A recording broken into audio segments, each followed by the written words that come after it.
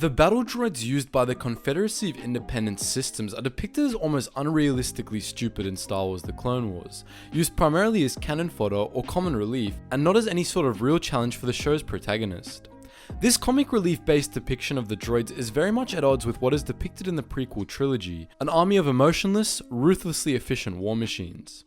Many of you have probably wondered at least once why this change occurred, and in this video, we'll be answering that question. When battle droids were first introduced in The Phantom Menace, they were intimidating. While they weren't exactly the smartest, and they did have their comic relief moments, where are you taking that?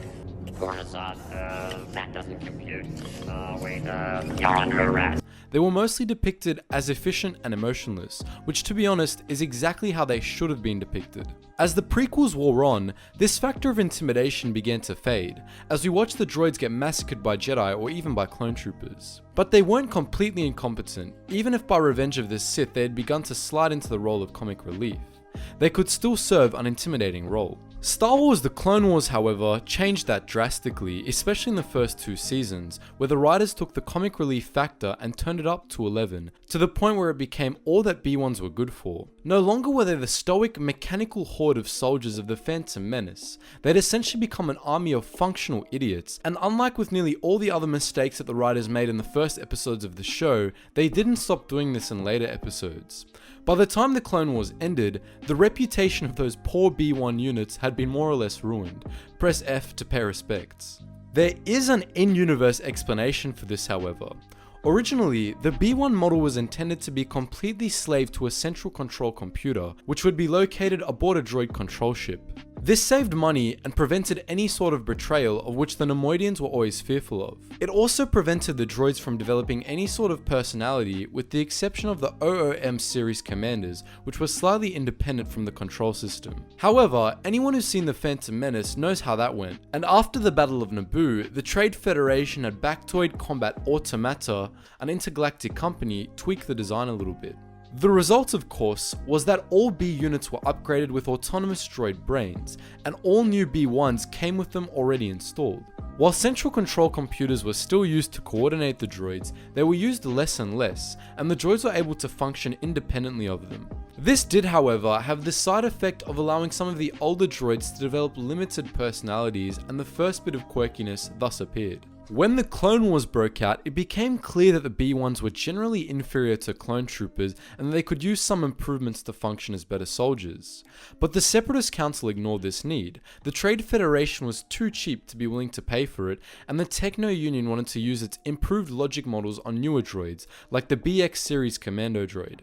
B1 started to be used only in swarm roles, with their overwhelming numbers often accommodating for their deficiencies. The final blow, however, came with the constant reprogramming that happened during the Clone Wars.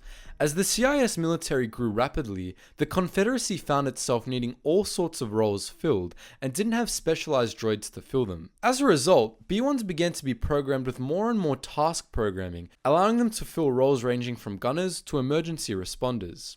As we've all seen, they weren't exactly good at most of these tasks, and the additional programming had an unintentional side effect. For many older droid models, the constant stream of new programming became too much to handle. Their logic modules could not process all of the subroutines that they were being required to run at once, which resulted in the droids often commenting needlessly about their situations to help deal with data overflows. This is the reason why B1s are so chatty in Star Wars: The Clone Wars. The models we're seeing are older ones that have been retrofitted, and they're incapable of processing all the data that they're supposed to be processing. Several factors only made this worse.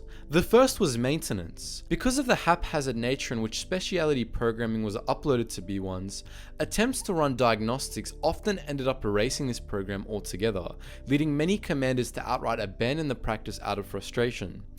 This, in turn, worsened the problem of data overflow in droids, and this data often became corrupted to boot. Behavioral anomalies and random shutdowns were added to the list of Separatist commanders' daily frustrations. The Republic, of course, did everything it could to make this problem worse. Just as the Confederacy researched biological weapons that targeted Jango Fett's DNA, the Republic researched computer viruses to wreak havoc behind enemy lines.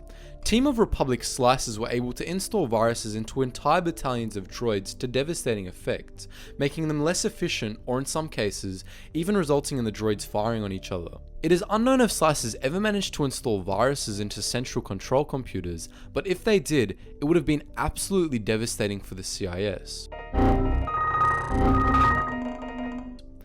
So that's why B1 battle droids developed personalities midway through the Clone Wars, and as per usual guys, I want to know what you think.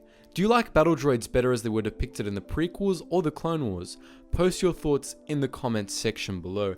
And if you guys want to fight some droids, make sure you join our Geetsly's gaming network on both Gmod and Roblox. They're both a lot of fun, and all the links for that are in the description below, as well as our Discords where you can chat about anything Star Wars and anything gaming related, and pretty much anything in general. So make sure you check that out. Links once again are in the description below. And as always, thank you for watching, and I hope to see you in the next video.